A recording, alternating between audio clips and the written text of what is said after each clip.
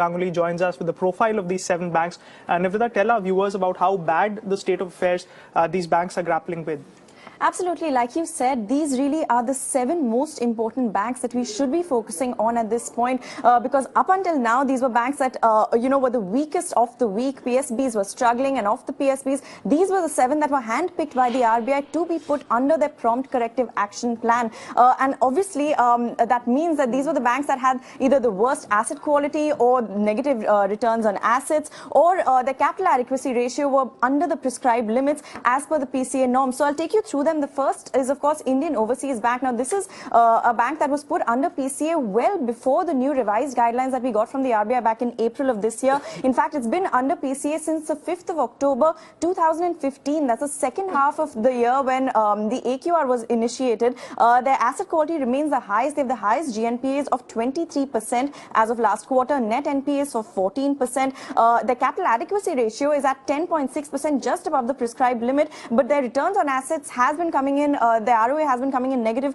for the last few quarters. They've been under PCA for the last 8 quarters, and there's still no sign of a turnaround. Now, after we saw the revised guidelines from the RBI in April, we've seen a number of 6 banks where the RBI has invoked PCA. IDBI Bank was the first one. PCA initiated on the 5th of May, along with UCO Bank, also on the 5th of May. Both these banks have asset quality that is very weak at this point. IDBI Bank reported that sharp surge last quarter. 24% is where it stands as of June 30th. That was followed by Dena Bank on the 31st of May. PCA initiated by the RBI. 17% GNPAs, 11% net NPAs. The capital adequacy ratio is at 11%, so that is strong. But again, negative ROAs. Central Bank of India as well, 13th of June, PCA initiated, shortly followed by Bank of Maharashtra, where the RBI invoked PCA on the 15th of June. And finally, Oriental Bank of Commerce. This was the latest bank where the RBI initiated the prompt corrective action. This was on the 5th of October, and we in fact spoke to the management.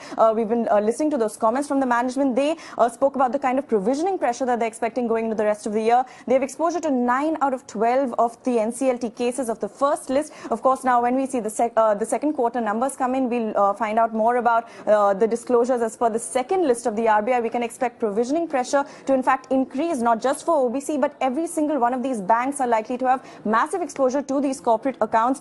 Specifically, if we look at Dena Bank, for example, they have a 2,660 crore exposure to 9 of the 12 accounts identified by the Reserve Bank, and what they anticipate is that they'll have a 272 crore additional provisioning that they'll have to make by the end of this fiscal. They've already provided 1,100 crore, but 272 crore is the additional provisioning. Now, what's interesting, of course, here is that each of these banks had projected a certain amount of capital requirement for this fiscal already.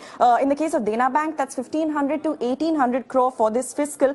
They already raised 401 crores. They are the first PCA bank to go for a successful QIP. They've raised 401 crore through that QIP. They've tapped the markets with respect to that amount, but they still need 1,000 crore from the government. But now what's important to see is after this recap plan has been announced by the government, will these PCA banks then revise their capital requirements going forward based on the fact that they will get this differential allocation that the finance minister was talking about?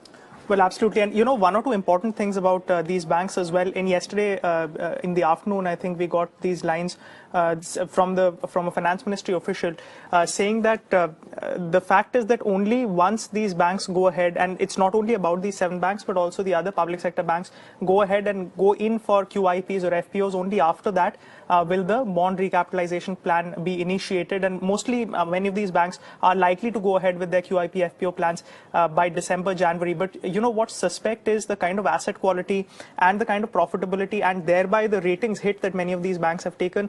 The ability to raise additional capital also takes a hit. So unless it's a vicious circle, it's a self-fulfilling sort of a prophecy that unless your core equity tier 1 is shored up, nothing major really moves forward. Nivrita, also you were mentioning an interesting fact that you had interacted with a lot of these managements, and naturally so, I suppose they are also very hesitant to divulge their exposure to the new RBI list, because all said and done, the new exposure to these additional, apart from the initial 12 companies, is also interesting because Pending no action being taken on those till the month of December, you could see provisioning numbers swell up again going ahead into the last quarter of the fiscal. So I suppose they're a bit tight-lipped and not mentioning as to what the quantum of that exposure is. That's exactly right. These were banks that had initially in the last quarter actually disclosed a certain tentative number in terms of the kind of capital that they will be requesting the government to allocate to them in terms of infusion. But now that we're speaking to these bankers, after the recap plan has been announced and also after the RBI announced that second list, now the number depending on the bank varies from 12 accounts to as much as 40 accounts for some banks in terms of exposure. Banks are less, they're not really coming forward with the kind of provisioning pressure that they will come under. We can expect, of course, now that the second quarter numbers are around the corner, when we will have these interactions, we will hear more in terms of disclosure as to provisioning pressure and then the capital requirement going into the rest of the year.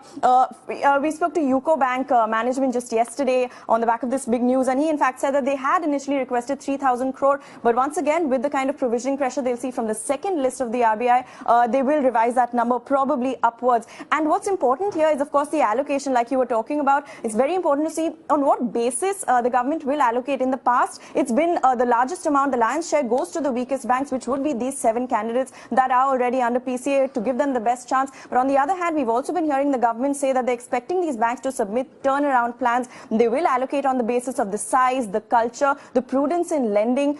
So where this will play into that, and also remember that the government had announced this massive consolidation plan in the public sector bank sector. So it'll be important to see these were the 7 candidates that were the most likely candidates for takeover under these mergers. So where things will stand in terms of the mergers is also important to watch. Oh, yes, absolutely. And if I'm not wrong, I think that decision has to come from the boards of the banks that call whether to merge or not. So clearly, apart from only fallow credit growth, there's a lot of other issues, even apart from asset quality, that some of these public sector banks, especially the PCA candidates, are dealing with.